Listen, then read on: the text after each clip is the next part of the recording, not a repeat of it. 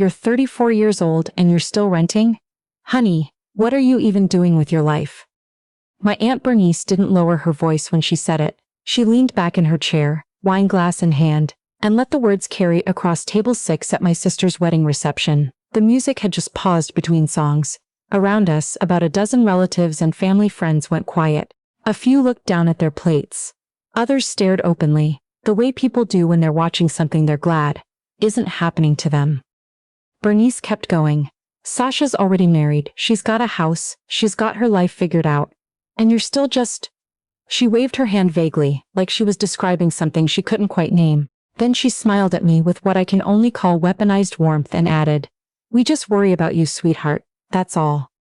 I looked at her for a moment. I had heard versions of that speech my whole life, but sitting there in my bridesmaid's dress, at my little sister's wedding, in front of people I had known since childhood, something in me decided it was the last time I was going to absorb it quietly. "Actually," I said, keeping my voice completely calm, "my husband and I closed on our house 8 months ago." The table went still in a way that felt different from before. Bernice's smile didn't disappear immediately. It held on for a second or two, like her face hadn't received the message yet. Then her brow came together, and she let out a short laugh. "Your husband," she repeated. "My husband," I said. "My name is Aubrey Voss. I'm 34 years old. I manage commercial real estate development projects for a firm based in Atlanta, which means I spend my days coordinating construction timelines, reviewing site plans, and keeping million-dollar builds on schedule and within budget. I've been doing this work for nearly a decade, and I'm good at it. I earned every promotion I received without any shortcuts and without anyone pulling strings for me. But none of that is what my family talked about at gatherings. What they talked about was whether I was seeing anyone, whether I looked tired, whether I had thought about moving back to Savannah, where my parents still lived, as if Atlanta were some kind of mistake I had made in my 20s that I hadn't corrected yet. The job, the promotions, the life I'd built from scratch in a city where I didn't know a single person when I first arrived. All of that got a polite nod, and then the subject changed. I come from a family where the loudest voice in any room has always belonged to my father's sister, Bernice. She's not a cruel person, exactly. She believes she's being helpful. That's what makes it complicated. Bernice has an opinion about everyone's life, and she delivers it with the confidence of someone who has never once been told to stop. At every Thanksgiving, every Easter, every graduation dinner and birthday cookout, she found a way to redirect conversation toward whatever she believed someone was doing wrong. And for as far back as I can remember, that someone was usually me. My sister Sasha was, by every measure that mattered to this family, the easier daughter to celebrate. She was outgoing where I was quiet. She remembered everyone's birthdays and called relatives just to check in. She got engaged at 28 to Dimitri, a kind man who worked in hospital administration, and she planned a wedding that my parents talked about for 2 years leading up to it. Nobody in my family ever called Sasha's choices into question. She was the one who had figured it out. I was the one who had not. At least, that was the version of me that existed in their minds. The real version of my life was different, but I had stopped trying to explain it to people who weren't interested in listening. After college, I moved to Atlanta with a little over $2,000 in a checking account and an entry-level position at a development firm. I worked long hours. I learned fast. I didn't spend money on things I didn't need, and I lived in a one-bedroom apartment for 4 years while I saved. My parents thought I was struggling. I wasn't. I was building. There's a difference, but it looks the same from the outside when you're not asking the right questions. Every time Bernice asked, "Are you doing okay financially, honey?" what she meant was that she assumed I wasn't. Every time my mother followed up with, "You know you can always come home," what she meant was that she wasn't sure I was going to make it out there on my own. They weren't trying to hurt me. But being consistently underestimated by the people who were supposed to believe in you has a way of accumulating over time, like water damage behind a wall. You don't see it happening, but eventually you start to feel the weight of it. I stopped sharing news with my family unless I had to, not out of anger, but out of exhaustion. I had learned that any good thing I told them either got minimized or immediately followed by a "but." "That's wonderful, but are you sure the position is stable?" "Good for you. But Atlanta is so expensive. Are you saving enough?" After a while it felt easier to just let them think whatever they already thought and put my energy somewhere it would actually do something. I met my husband Callum on a job site 2.5 years ago. His company had been contracted for structural engineering on a mixed-use development my firm was managing in Midtown. We were in the same coordination meetings for months before either of us said anything beyond what was professionally necessary. He was focused, precise, and didn't waste words. I respected that. One afternoon after a particularly frustrating contractor meeting, we ended up walking out to the parking deck at the same time, and he said, "That went about as well as I expected." I laughed for the first time all day. We started having lunch together a few weeks later. Those lunches became the part of my workday I looked forward to most. Callum paid attention in a way that felt almost old-fashioned. He remembered specifics, not just big things, but small ones, like which project was stressing me out and what I'd said about it 3 weeks earlier. He asked questions and then actually waited for the answers. When I told him about my family, about Bernice and the comments, and the way gatherings always seemed to end with me feeling somehow diminished, he didn't tell me I was overreacting. He just said, "That sounds exhausting. I'm sorry you've had to keep showing up to that."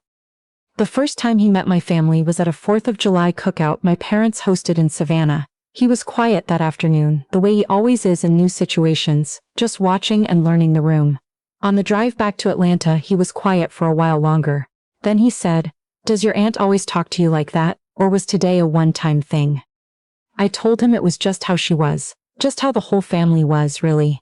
Just something I had learned to navigate. He was quiet for another mile or two. Then he said, "You deserve people who don't need to be navigated." I didn't answer, but I thought about it for weeks. When Callum proposed, it was just the two of us at home on a Sunday morning. No grand gesture, no audience. He said he'd been thinking about it for a long time and he didn't want to wait anymore. It was the simplest, most honest moment of my adult life, and I said yes before he finished the sentence. We talked seriously about what kind of wedding we wanted. The answer we kept coming back to was small, private, ours. We had both seen what happens when events become performances. When the guest list expands to include people who need to be managed, and the day ends up being about everyone else's feelings, instead of the two people getting married. I especially knew what it would mean to invite my family. I knew the questions that would come, the hurt feelings about the engagement they hadn't known about sooner, the opinions about the venue, the timing, the dress, and underneath all of it, Bernice's voice rising above the rest. We got married on a Thursday afternoon at the Fulton County Courthouse, with two of our closest friends as witnesses. That evening we had dinner at a restaurant we loved, just the four of us. It was the best day of my life. We were home by 9 o'clock. We didn't tell my family. We hid it not out of shame but out of self-preservation. We chose peace deliberately and without regret. 8 months before Sasha's wedding, Callum and I closed on a 3-bedroom house in Decatur. We had saved for years, put down 20%, and signed our names on paperwork that made the place entirely ours. We painted the kitchen together on a Saturday in October. We argued about the color and settled on a dark sage green that we both now love. We planted a garden in the backyard that we have absolutely no idea how to maintain and are figuring out as we go. I had no intention of announcing any of this at my sister's wedding. I was there for Sasha, but Bernice had other plans. The reception was beautiful. The venue was a restored historic building in downtown Savannah, with original hardwood floors and tall windows that looked out over the river. Sasha had spent 2 years thinking through every detail and it showed: the centerpieces, the lighting, the band that knew exactly how to read the room. My parents were glowing. Dimitri's family was warm and funny. For most of the evening, I was genuinely uncomplicated happy.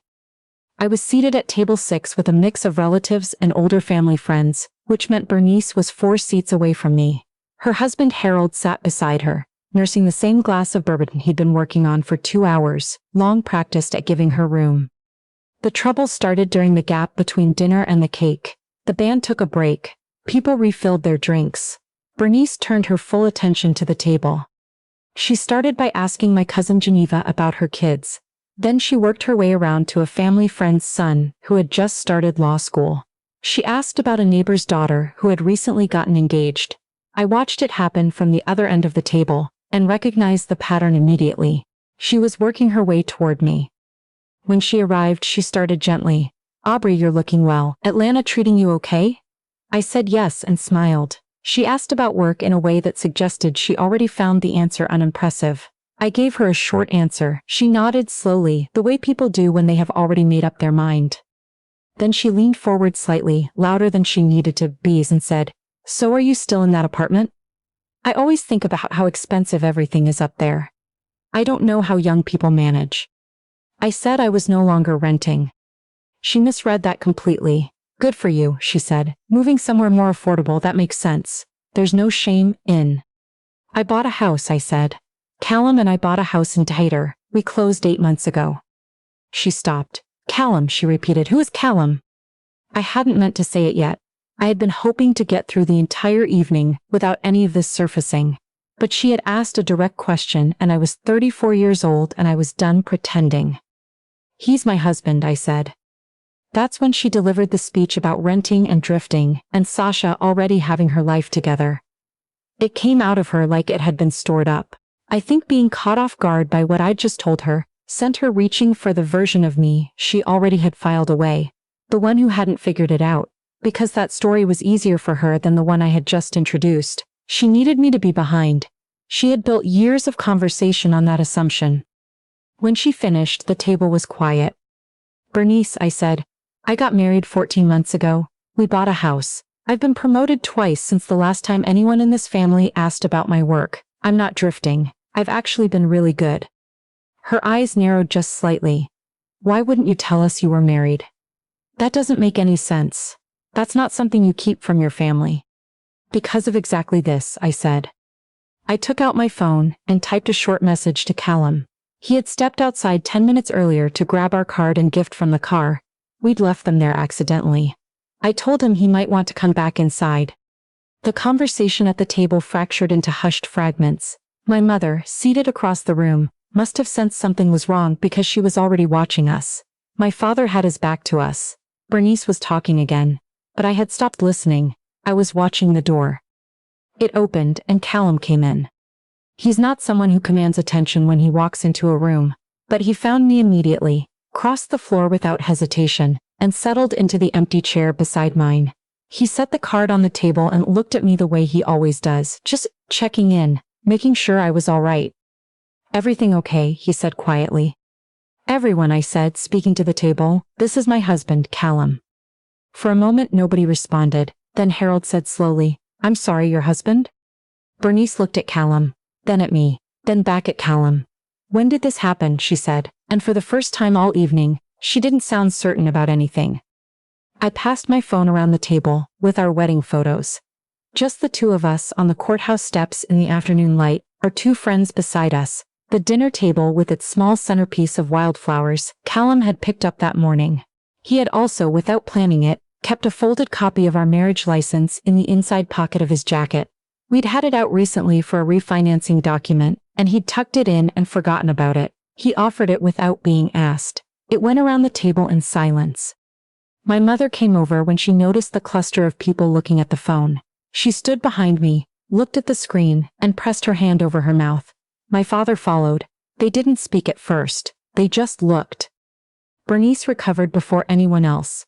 "You got married without telling your family," she said, directing it at me like an accusation. "Do you understand how hurtful that is? You planned this. You waited for a moment just to make me look foolish in front of everyone." Callum spoke before I could, quietly and completely steady. "She didn't plan anything," he said. "We came here to celebrate Sasha." "You asked who I was," she answered. Bernice opened her mouth and closed it. My cousin Geneva, who had been sitting silently through all of this, set down her fork. "Bernice," she said, "do you remember what you said at Aubrey's college graduation dinner? About how she'd picked the wrong major and should have gone into something more practical." She didn't wait for an answer. Aubrey barely said a word that whole night. She just ate her dinner. I remember thinking someone should say something. Nobody did. She paused. "I'm saying something now." The table was very still. My father's older brother Sid, who had been quiet for most of the reception, cleared his throat. "I remember a birthday dinner a few years back," he said, not looking at anyone in particular. "Aubrey had just gotten a promotion. Your daddy had mentioned it to me on the phone that week. But at dinner, all anyone talked about was Sasha's boyfriend taking her to Napa. I never heard one person bring up that promotion at the table." He shook his head. "Not one person." My father looked like someone had placed something heavy in front of him, that he had to decide whether to pick up or walk around. Bernice's voice went sharp. I am not going to sit here and be attacked at my niece's wedding. Nobody's attacking you, Geneva said. We're just remembering out loud. A woman named Dottie, a family friend who had known my parents for 30 years, leaned over to me and said quietly, I always thought you handled things with more grace than anyone your age should have needed to have. Bernice pushed back from the table slightly and crossed her arms. This is why I worry about you, Aubrey. You bottle things up for years and then. I didn't bottle anything up, I said. I stopped explaining myself to people who had already decided who I was. She had no answer for that. Callum took my hand under the table. I felt his thumb trace across my knuckles, the way he always does when he wants me to know he's there. I took a slow breath. My father finally spoke. His voice was careful in the way it gets when he's saying something he means and isn't sure how it will land. We should have asked more questions, he said, to me, not to Bernice, about your work, about your life, instead of always waiting for you to bring things up on your own. He looked tired in a way that had nothing to do with the hour. I don't think we knew we were doing it, but I think we were. My mother was crying quietly, trying to hold herself together in the middle of her other daughter's wedding reception. I reached across and touched her arm. I'm not trying to ruin tonight, I told her. I promise. She nodded and pressed her lips together, not trusting herself to speak. Sasha found me an hour later. The cake had been cut, the band had started again, and the table had dissolved back into the wider party. She took me by the hand and pulled me out into the corridor, her dress rustling with the movement, and she turned to look at me with an expression I had never seen on her face before. I had no idea it was that bad, she said. Sasha, tonight is your wedding. I know it is. But I'm your sister, and I've watched Bernice do that to you our whole lives and I didn't do anything. I laughed sometimes, Aubrey. I thought it was harmless. I thought you were fine. Her voice cracked just slightly. I should have said something years ago. I didn't tell her it was okay.